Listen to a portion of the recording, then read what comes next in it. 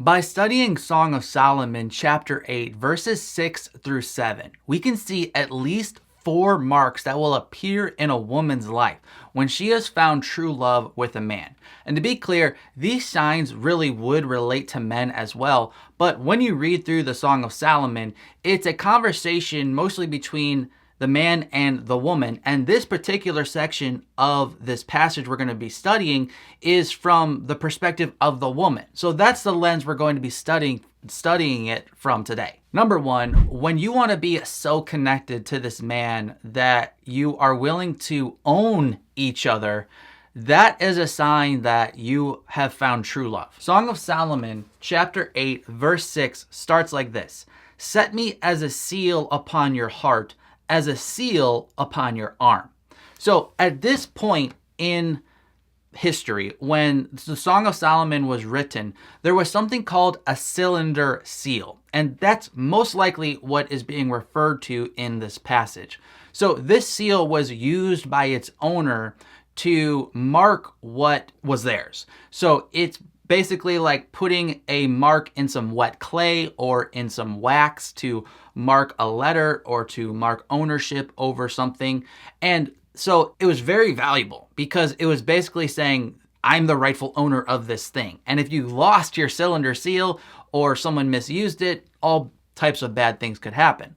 So because this was so important, it was often worn as a necklace, in a necklace that could be removed and stamped, or in an armband so that it was always close to the owner. So when the woman says she wants to be like the seal that is around this man's neck or around his armband, she's basically referring to ownership. And this does align with the biblical idea in 1 Corinthians chapter 7 verse 4, where Paul clearly states that in marriage, the man's body belongs to the wife and the wife's body belongs to the man, and there is a mutual authority over each other. Additionally, this statement by the woman about being a seal to the man is an expression of wanting to be very close to him. Because again, you would always keep this cylinder seal very close to you. Thus, it's biblical to say that when a woman has found true love with a man, she will be so connected and so invested that she's literally willing to be owned by him, and she wants to take on the responsibility of owning him as well. Now, to be clear, we should not think of this in the idea of slavery, where you own each other as a slave. Rather, you should think of it as you owning each other in the sense that you become one. When you are married, when you are truly in love with a man or woman and you make that covenant commitment, you are becoming one entity, and therefore when you care for this person, it's like you're caring for yourself. Number 2, when your love for this man resembles God's love for you, that's a strong sign you have found true love. Song of Solomon 8 verse 6 goes on to say, "For love is strong as death, jealousy is fierce as the grave." The point of this passage is to show the intensity of love when a man and woman are headed towards marriage or they're in marriage. The Hebrew word used here for death is mawet, and it was used in scripture to refer to sickness or a deadly plague or destruction. Death comes to us all. No one can escape it. Like the plagues God sent to Pharaoh, this woman's love for this man was unstoppable. Jealousy is an unrelenting emotion, just like our journey towards the grave. While jealousy can be a sin, it can also be an expression of extreme desire rooted in true love. As Exodus 34:14 says, "Do not worship any other god, for the Lord, whose name is jealous, is a jealous God." Fire is an all-consuming thing, and so this woman is saying, my love is extremely intense. But not only that, she attaches this idea of fire to the Lord.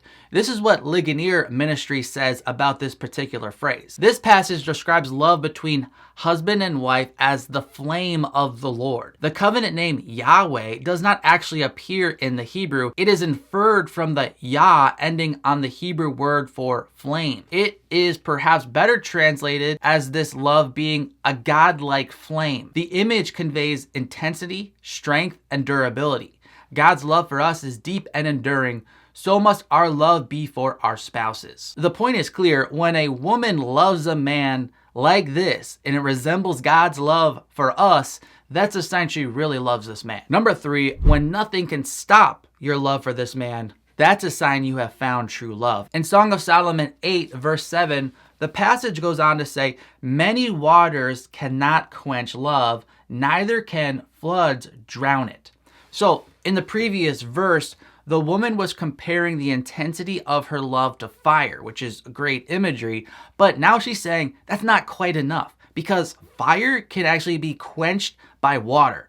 But she's saying her love can't be quenched. The Hebrew word for drown is satap. The word can refer to something being washed away, like the banks on a river when it overflows. So again, the woman is saying true love cannot be drowned out through the pressures and the problems of life. This is one of the reasons true love can't be discovered quickly. You have to see if the love can endure the tests and trials that are going to come.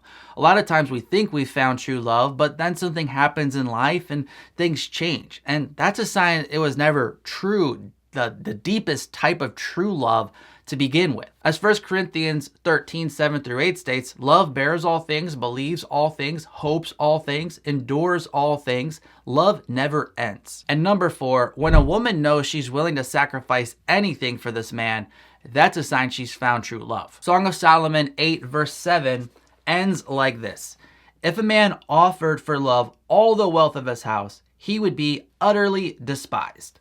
The point here is that there is no earthly possession that compares with the value of true love. And if you're a Christian single woman who wants to be pursued by a godly man into marriage one day, then my new book is for you. It's called Invite Him: 16 Rules from Ruth to help your future husband find you. For more information about this unique line-by-line Bible study, feel free to click the link in the description of this video. I'm Mark from ApplyGodsWord.com. Until next time, God bless.